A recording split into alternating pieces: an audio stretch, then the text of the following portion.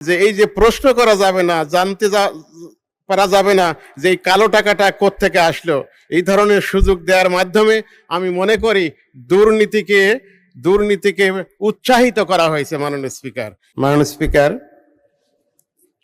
আমি আপনার মাধ্যমে মাননীয় অর্থমন্ত্রী জনাব আমির খসরু মাহমুদ চৌধুরী মহোদয়কে ধন্যবাদ জানাই যে তিনি তার 234 পৃষ্ঠা ব্যাপী তার বাজেট বক্তৃতা, তিনি আমার ধারণা যে তিনি আমার চেয়ে বয়সে বেশি, এই বয়সে তিনি 4 ঘন্টার উপরে এই বাজেট বক্তব্য দিয়েছেন। এজন্য স্পেশালি আমি তাকে ধন্যবাদ এবং মোবারকবাদ জানাই।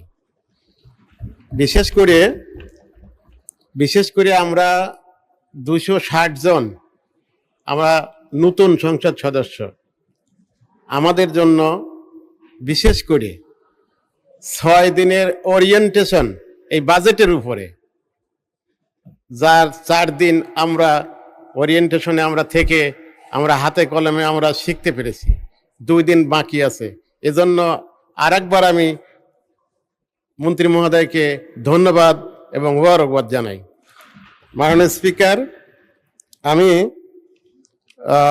ইতিবাচক যে দিকগুলো আছে এগুলো তো থাকবেই, আমি নেতিবাচক 2-1টি কথা আমি একটু বলতে চাই সংশোধনের উদ্দেশ্যে। তারা তবু বন্ধু নয় যারা গুণ গায়, বন্ধু সেই সংশোধনে হয় যে সহায়। মাননীয় স্পিকার, আমরা বিরোধী দল, আমরা নেতিবাচক যে দিকগুলো আমাদের চোখে ধরা পড়েছে এগুলো আমরা সংশোধনের উদ্দেশ্যেই মূলত আসলে আমরা এখানে উপস্থাপন করব ইনশাআল্লাহ। মাননীয় স্পিকার, বাজেট সাধারণত 2 রকম হয়ে থাকে, সুষম বাজেট আর ঘাটতি বাজেট। এই সুষম বাজেট যেখানে ঘাটতি নেই, তবে ঘাটতি বাজেটের ব্যাপারে কোনো সমস্যা নেই। বিশেষ করে দরিদ্র এবং উন্নয়নশীল দেশে ঘাটতি বাজেট থাকে, তবে যে দেশগুলো সবচাইতে ধনী সেখানে ঘাটতি বাজেট থাকে না। প্রতি সপ্তাহে সর্বোচ্চবার বিকাশ পেমেন্টে 50 জন হবেন পেমেন্ট চ্যাম্পিয়ন। জিতে নিন টিভি সহ আকর্ষণীয় সব প্রাইজ। বরং আমি পড়েছি যে সেখানে আইন তৈরি করে সেখানে যাতে ঘাটতি বাজেট না থাকে এ বিষয়ে মাননীয় স্পিকার সেখানে আইন তৈরি করে দেওয়া হয়েছে। মাননীয় স্পিকার, এখানে সর্বমোট যে ধরা হয়েছে 9,38,000 কোটি টাকার বাজেট। এটা একটি বড় বাজেট, নিঃসন্দেহে এটা একটি বড় বাজেট। তবে এখানকার যে আয়ের যে বিষয়টা যে ধরা হয়েছে 6,04,000 কোটি টাকা, এই টাকাটা আয় আসবে এনবিআর থেকে মূলত, আর অন্য জায়গায় থেকে আসবে 3,34,000 কোটি টাকা।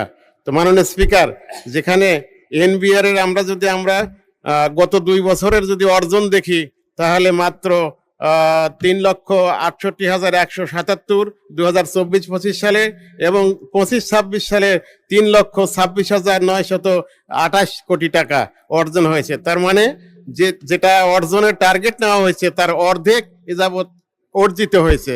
তাহলে এইটা যদি এই ঘাটতি বাজেট আমরা কিভাবে পূরণ করতে পারবো? মাননীয় স্পিকার, বাজেটে আবাসন খাতে বিনিয়োগের মাধ্যমে কালো টাকাকে সাদা করার একটা সুযোগ করে দেওয়া হয়েছে।